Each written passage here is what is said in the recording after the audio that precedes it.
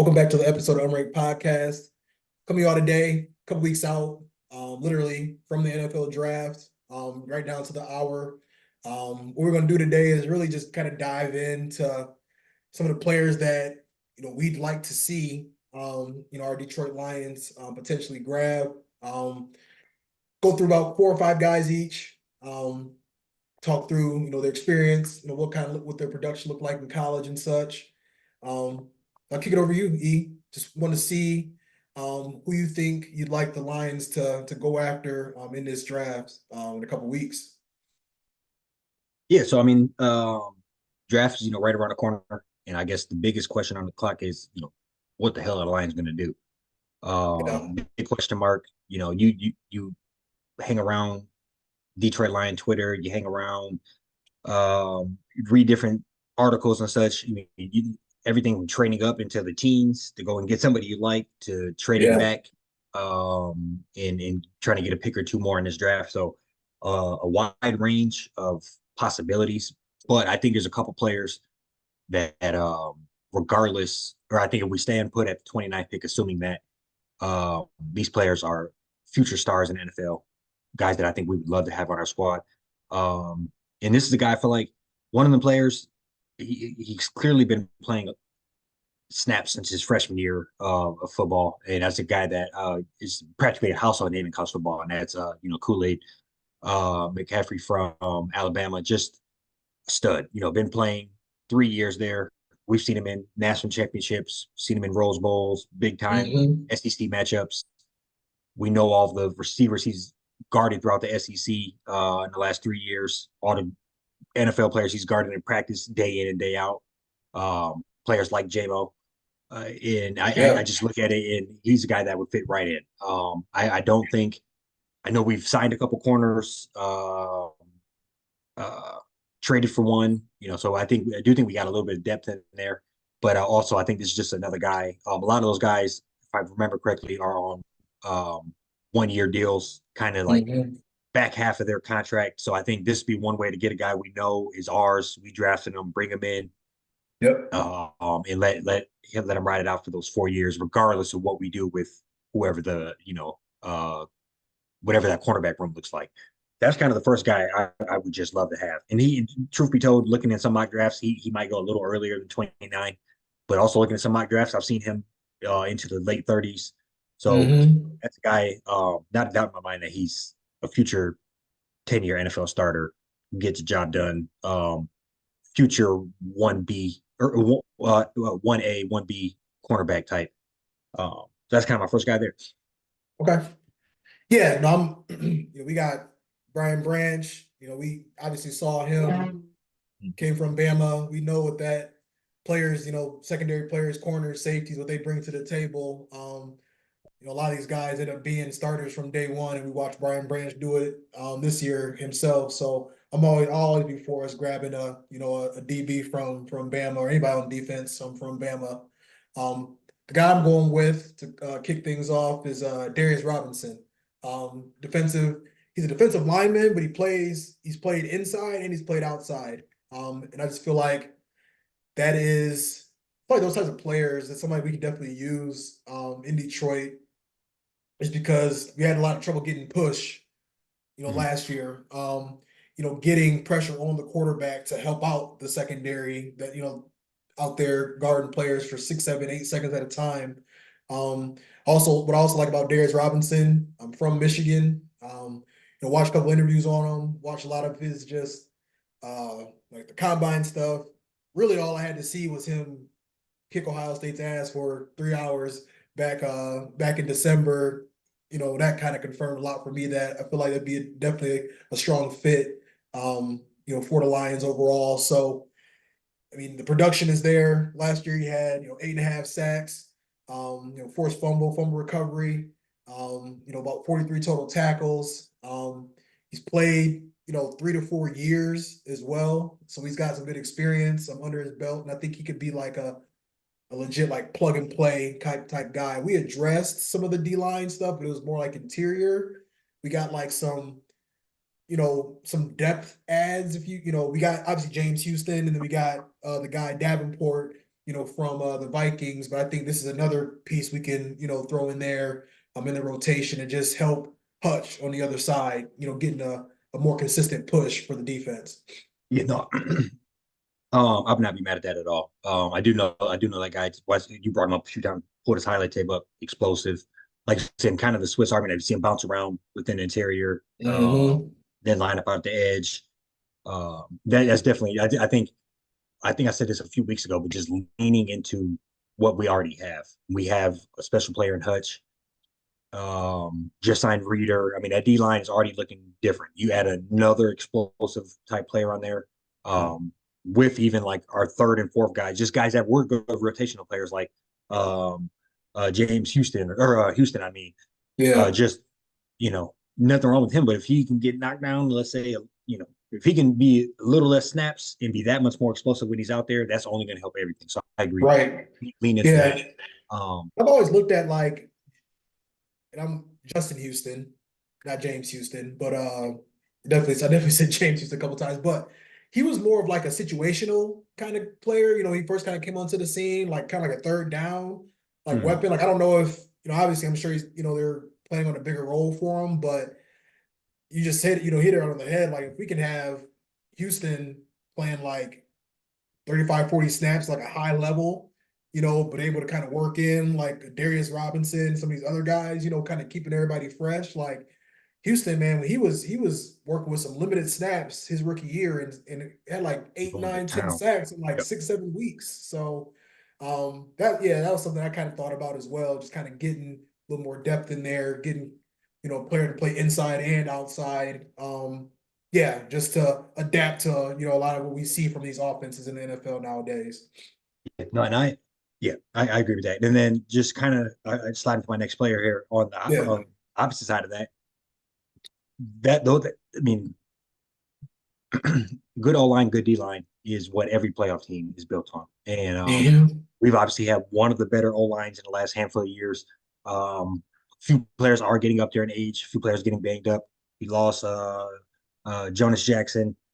So I think going ahead and picking up another player in a guy that I've seen a lot of hype about. His highlight tape for old lineman, whatever is real, I should say, is he's a nasty player. He's real physical, driving people down to the ground. Just a nasty interior lineman. That is Zach Frazier from West Mhm. Virginia. Love to just go ahead and lock that player up. You think about what we already have invested in with the running backs. Um, Montgomery. Well, I forget exactly what we're paying him, but a good amount, Like good 15 amount of money million, there. 6 million a year. Yeah. Went unconventional, drafted another guy with what 12th, 14th pick. So I just we've already invested in that. They're both great backs in their own right. So keeping that going would be dependent on the O line. So I think you just got to invest in that. And I would not be mad at that 29th pick, but I definitely between the 29th and that the, our first three picks, we have to go ahead and pick up a O lineman. I think For for sure. the sake of the squad here. I agree. I agree. Yeah, I'll jump into my next guy. I'm actually going corner. So I'm going with Ennis Rakestraw Jr. from Missouri. Um, I'd say really with him, I mean, I feel like watched Missouri quite a bit this year, and like you kind of said about Kool-Aid, McKinstry, with him, he's seen a lot of, SEC talent, 4-year starter, um, been through the fire really. We know what Mhm. kind of talent that comes from the SEC overall. So I just feel like this is, especially with losing Sutton, um, won't ramble on too much, but kind of what you were saying, right? Just I know we got guys we signed in free agency. We traded for Carlton Davis, probably cornerback one, guaranteed right there. But nice to have a rookie, like a 4 or 5 year like rookie type contract that we can groom. I feel like he's just a strong Dan Campbell type guy, type fit, just from what we're looking for overall. So I think just like you said, definitely need an O lineman in the first 3 rounds. I think we definitely need to also, address corner, whatever that looks like too in those first 3 rounds as well. Right. You know, yeah, and obviously the big elephant in the room would be Sutton, and that just kind of destroyed what ecosystem we had going in the corner room because it was looking pretty solid before, prior to all that happening. So it's it that kind of became a much more pressing issue. Yeah. And I think that would have happened pre-free agency, or like we didn't know until after free agency ended, I think. So it wasn't something we could address during free agency because we weren't sure what was happening. Right. But no, so I agree with you on that. Corner, O line, interior O lineman, or I guess O line period. And D line. D line, I think is our top three things here. From there, I don't have another player that's at 29, but I'm going to just like more players that I think with one of those third, fourth, fifth round picks, guys that I think will be there that we can, I don't want to necessarily call them sleepers, but just guys that I feel very confident in. I'm gonna rattle off two right off back. Both Michigan guys. That's McGregor and Sanders Steele. I McGregor, he had flashes of greatness, but when you consider, I mean, since he's been there, Hutch, Ajabo, Been waiting his turn. Mike Morris. yeah, Mike Morris, Jenkins. I mean, he's had to fought against 4 first-round pick defensive linemen. Not to consider who else is, other guys that are, interior D linemen that got drafted that just stole, Mozzie Smith type players that just take a snaps away from other people. So, we've seen a glimpse of what he really could be. And whenever he was out there, he was making noise. He was disrupting things in the backfield. And I think I didn't look at his snaps, but I know he played a fraction of what he could have. Like And 30 what he would snaps a have game, played. something like Yeah. that. Yep. And what he would have played at, any other Big Ten school, you could probably double those snaps, double his stats. So I think he's a guy that in his Sanders still, just the do it all guy. He was solid Just slot super receiver 5 years ago, and then he turned into arguably our best defensive player this year. So Michigan legend. yeah, and obviously has wide receiver type hands. He can when he gets the ball, or when the ball's in the air, he can go get it. I can think of 4 or 5 big time interceptions over the last couple of years. I think he had the massive breakup versus Ohio 2 years ago. Just a stud. And I don't care how tall he is. I don't care what his 40 was. He's one of them guys that I think just a football player. When you put him out on the field, he finds a way to get it done. And I know he's going to be Still for somebody. I just know he'll be in the NFL for doing some things for a while. Oh, for sure. No, and real quick, I cannot think of my man's name, and I didn't even write it down. Oh my god! And I feel bad for forgetting the guy that got hurt at the Ohio State game, O lineman. Zach Zinter. Zinter. And throw him in that mix too. That's my third Michigan guy. Give him a recovery year. He was a top 40 pick this year. Sure. So if he's sitting there anywhere, if he's on the board and we're sitting there with that third pick or that 60-some pick, I would not be mad at that at all because that was a A1 defense or A1 O lineman that it just All American. Yeah. Yep. I'm with you. Yeah, I feel like I've never seen a player more on time with big plays than Mike Sanders still. Yep. Like that Maryland game, we were kind of struggling we were just bored, just needed to get out of there. He had them timely interceptions, big hit in the Ohio game on their running back. I mean, knocking the ball out left and right in that Iowa game. Like he's just always like right there, right on time. Officially sealed the deal championship. His intercept, Ramos ran it in. Oh my god! If he would have got that in, that would have been all-time Michigan play. That would have been, that would have been right up there. Roof would have came off the roof would have came off my house. Roof would have came but no, he. I mean, seriously, that would have been up there with that Desmond Howard Heisman post. He, but anyways, he's one of them guys that yeah, I agree with you. He just always in the right place at the right time and got a knack for the ball. Mm-hmm. Right there with you. Yeah. I'll my next guy, O lineman, butcher his name. It's Kingsley Sua Mateaya. Um, 6'5", 326, 5 flat 40, 31 on the bench. His draft comp is ironically Panay Sewell. He just from what I've seen, he's just a people mover. I think, anytime you got a guy that explosive at that size, I think this is a good opportunity to bring him in, groom him. Like we know we got, Decker contract coming up. Got to make a decision there in the next couple of years. Ragnow was sound like he might have retired, last year. So I think this is just like the old line, like we're good for maybe like another year, but I think this would be a good piece to just Mhm. take and tuck away. Might have to play a little bit, depending on some injuries, here and there. But I think this is a guy that you could potentially even play inside as well if need be. And I think like we already said it, like we're a team that's built in the trenches, and it's time to get another a piece in that room to kind of solidify the O line overall in case we injury bug bite us like it did last year. So I mean, and it's bound to happen. Um, so you should really lean into those guys that are versatile because you can get a guy mhm. that's you know a guard but can play some center or a guard that can hop over and play some tackle or whatever. I think Yeah. that's versatile. This guy, he played started 12 games in 2022 as a right tackle. Then in 2023, he started 11 games at left tackle. Hmm.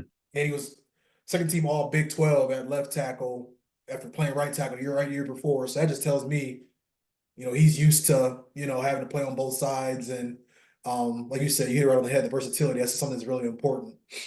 Right. Yeah. No, I agree with you on that. Next guy here, I'm going. And you'll see a common theme with this, and it's players that I've watched play a lot. Obviously I'm finding some players and then watching some tape and reading them, but just another Big Ten guy, and I'm gonna butcher his first name, so I'm not even gonna attempt. But his last name is Isaac. Plays for Penn State. Defensive lineman. Just you go watch him play. Pretty explosive. We know who and what he's had to go up against over the Big Ten over the last handful of years. So it looks like in the last like 2.5, 3 seasons, he has 15 sacks, 27 tackles for loss, couple forced fumbles in there. So just a guy that I wouldn't be mad at all. You go ahead and take him. And I know you, I know yeah, who you're talking about now because he yeah, also one of the reasons why we just said forget it and ran that ball yes, yes, 30 something because it was him and Chop Robinson was I yep, mean they were making it hell. They were yes. screaming So off yeah, that case in point, edge. against a world class O line. Yeah. Um, And so that's one of those things where he jumped off the screen for in that game. A couple other times that I watched Penn State play, uh, Hmm. he was going to town. So um, yeah, that's some just very just not to keep saying what you're saying, but same deal. Just somebody we can tuck away. Somebody Yep. you know if you really hit on one of these and you got Hutch and somebody else, we'll make deep January runs a regular thing here. For sure. For sure. I'm with that one. Who I have next is another one of our Michigan guys, Jalen Harrell. I think this is another guy. He's right there with McGregor. Just sat back, waited his turn. Kind of came onto the scene in 2022, 3.5 sacks. 2023, I think that was like really coming out party for him. What I remember the most, pivotal play he had this past year was getting the pressure on McCord to force that interception. Um, and yeah, I mean, he was right in the thick of it with against Bama, just Yeah, coming off the edge, making stuff difficult for them on offense. This is also another guy. He did in 6.5 sacks. That's a very mad impressive for maybe 30 to 35, like 40 snaps a game, give or take. right. And I'm probably being generous with like more on the 40 side, but like Michigan had a pretty hefty rotation going, and we got some guys. I think we've said this before. Guys like him, McGregor, Johnson, Wilson, like their stats they look a little limited, just kind of based on the system they played in. But like, wouldn't be surprised if like we looked up week 10 and Harrell or McGregor had like 7.5 sacks just because they finally got a bite at the app, bite at the apple to Right. really be able to like play, you know, play like more meaningful snaps. So I think I would not be mad at us getting him fifth, sixth round. I'm sure he'll be there. So yeah, Yeah, no, Jalen Harrell. I would not be mad at that. One of those fifth, sixth rounds. I mean, that's one of the things. It's no harm, no foul. We don't Right. we don't expect these guys to be the day one starters, pencil them in. So you Mhm. get some guys that can, you know, more or less make the team and then come in and just and play some situational football.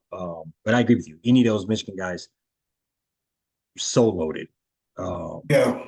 that you don't even know what we have really. Um, Right. no, I agree. Just another guy. This would be one of the guys that I found just kind of doing some draft, looking around, hunting around, just names that are buzzing. His name is Cameron Hart, Notre Dame cornerback. Uh, I'm not sure if you're familiar with him or not, but a big ass corner, really, 6'3", 205. Um, Okay. Yeah. but physical, ball hawk, or not ball hawk, but had a handful of interceptions, sound tackler, comes up Okay. in later wood. Looks like he bounced around a little bit of a Swiss Army knife. Looks like, but they did have a lot of that corner. Just a guy that stood out to me. Looks like he'll be there. In the later second day guy. So one of them guys just kind Okay. of keep see what they say. Yeah, I'm pulling this stuff up right now. I just want to see the numbers real quick.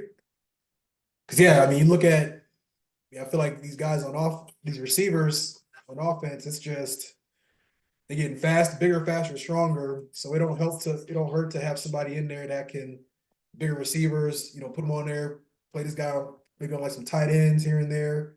Um, Right. yeah, Yeah. with No. that. Exactly. Exactly. Yeah. And one of those things where corners is one of those things. Stats has been leading. Um, you don't really want a corner with 50 tackles. So it's one of those things where just kind of uh playing with here, but 15, 15 tackles, 6 assists, three forced fumbles, fumble recovery, uh, four pass deflections. So yeah, no, I agree. Yeah. They ran a 4.5, 40-inch vert at 6'3". That's solid. That's real Yeah. solid. I'm going my next guy, Malachi Corley, wide receiver from Western Kentucky. Um, this is a guy like before we hopped on here, I think there is a need at receiver. I just don't think the need is first, second, third round. I think this is a guy fourth, fifth. Um, I'm looking at his numbers right now. Last year, 80 catches, 984, 11 touchdowns.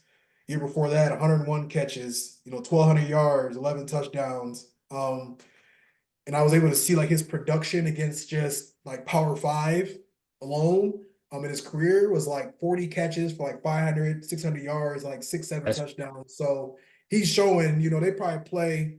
I think they played Ohio. They're probably playing a solid, yeah, school. handful of yeah, yeah. You know, I like that. each of them years. So I think, and this is a guy, I've seen him. Steve Smith gave him the nickname the Yak King. I think this is somebody like you can throw like bubbles, just like screen passes. Maybe kind of use them. I don't want to sound so cliche like half of the NFL media, but kind of like a Debo Samuel, just kind of like a weapon. I feel like they compare Yeah, everybody to Debo Samuel, but like I feel like this is just a guy that can come in, has experience, caught a ton of passes in college. I think legit like a plug and play kind of guy. If he's there fourth, fifth round, I wouldn't mind us grabbing him. yeah. No, those type of guys I think are interesting because like we don't really have a need because it's really the question mark is JMO. Like Mhm. if JMO can come out and give us 700, 800 yards, blow the top off 4 or 5 times this year, I think Mhm. one of those. I don't know how much of a need it is, but if he's going to be very spotty, it becomes a major issue quickly. So Right. it's one of those things I do think we need to go out The and depth invest in piece. one. Yeah, yeah. Just pick up a guy or two. I think maybe Donovan People Jones can kind of do that. He had a breakout year, probably 2 years 3 years ago, ago. Yeah, when he had like 800 yards. the boy So I think, Baker. yeah. Right? Hey, Baker. Hey, Baker turned it around a little bit. I gotta ease off of it. But no, I I don't know, man. It's tough because I agree. No earlier than like fourth round, Yeah. and that'd be assuming we went down the board on Hmm. just I'm with hit you. with good players, and then we can go ahead and do That's that. how I But look at it. Like yeah, hit the needs and then Brad, like after like the fourth, like I don't care, honestly. You know what I'm saying? Like I just think there's like some just holes that we just gotta plug, like just address. And there's a lot of like high-end talent, DN, cornerback, and O-line at the top of the Mhm. draft that find a way to get a couple of these guys, I think will make all the difference for this season for us. Yeah, no, I agree. I wrote down a couple of guys that I wouldn't mind them taking earlier than this would be early. This would be early. I don't know because I do think we might just do it, but just Keon Coleman, another guy I've watched play a lot of snaps. I've seen him as early as call it 40 something and as late in sometime back half of the 60s. So, Yes. that's a guy that's if he's sitting there at 61 when I think we pick and Hey, we'll be we're gonna mad do at it him. anyway. Yeah, I wouldn't be that mad. It's one of the guys I think he'll be good Right. ass player for a while. That's got his kind of and then real similar to him as well. What I've been seeing flying off the charts, but that's Xavier Worthy. Um, Yeah. I literally in this week alone, I've seen a Him draft and that had Jacobs him. race to the end zone. Yeah, that's I've seen a All draft mock works. draft that had him going like 19 or some shit. And then I seen another mock draft that had him in 60 something. That's So wild. um that's one of those players that I mean he's a different thing. And I but that's if we're gonna do it anyway. But I just hope we don't. Yeah. No, I'm with you there. Thing is, I'm looking at the wide receiver list now. I mean, it's about 20 guys that I think I'd be cool with us getting. But I do feel like a lot of these guys are going to be, back half. Like I think we can find a steal. Brad already found a steal at receiver in the back of the back half of the draft. So it's just a matter of, yeah, just not Yeah. reaching, just Um getting what's necessary on one first. of my draft I seen steals. I seen Christian McCaffrey's little brother. Oh yeah, I I seen see his name. um Was he the one that was at Michigan and like changed receiver, or is this a I think this is another one. I could be wrong about that. okay? Man, they still We yeah. had what's his name? We had Dylan McCaffrey. We had Dylan. I thought Yeah. yeah, you're right. Yeah, Dylan was the one that ended up transferring. Oh no, because I remember we looked up Dylan and he remember He's been like he Northern went like 3 and Colorado. 24 or some shit for the rest of his. Yeah, yeah. Yeah, he was like Northern Colorado, like his dad coached there or something. Yeah. Yep. Okay. But yeah, no, I mean Roman Wilson um is a guy that I think is another kind of question mark just due to the offense. You can kind of say that a lot about JJ, in another system, what would he have did, but Right.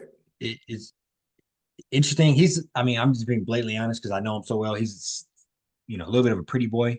Definitely a few times where he should have lowered his shoulder when he got a first down, when he ducked out of bounds, little things like that. But I do think he's one of them slippery type players. And I think Yeah. another guy just them little tiny slot receivers, he could find a way to just get in them little, Hmm. I don't know what you call them, openings in the zone and kind of just Yeah. that'd be Find his them. Yeah, his claim to fame. Yeah. for sure. I'm with you. Yeah, and I think there's a lot of options out there. We already said it twice. Just hope that I mean they're gonna we don't know what he gonna do. That's just what's so funny about this. But like there's a lot of talent out there. I think we can get one or two of these guys in those first like 60 picks or so. That'll do numbers for us for years to come in a quest of getting to the Super Bowl next year. Yeah.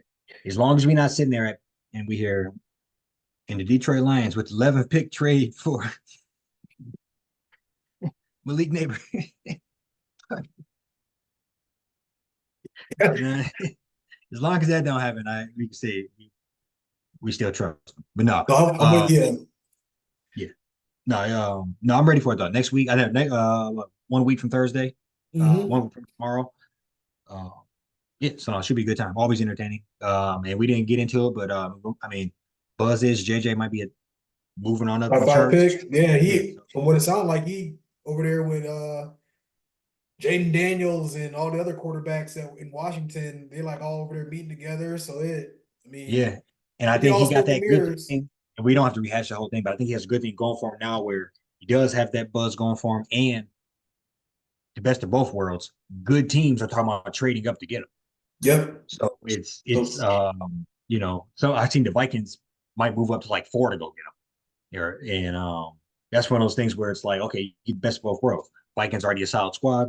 mhm. Uh, and I get to pay at the fourth overall pick, boom, boom. Yeah, And you're not going to New England, or whatever. right. I think Vikings, Rams, um, I feel like even like Raiders, like they, solid team around Mhm. them. Like, Devontae Adams, on the outside, solid defense. Like I think those are like the teams where it's like, all right, like I'd be cool if he, I know he'll be set up for success. It's, Commanders, Patriots, Giants that are just so depleted to where, it'd be cool, but he gonna be thrown in the fire. So Yeah. somebody made a great point on a podcast I was watching. They said JJ needs to come in the way that he played, like in Yeah. college, Yeah. Eased and like in. they can't rely on him to be throwing the ball 45 times a game. He got to be in like a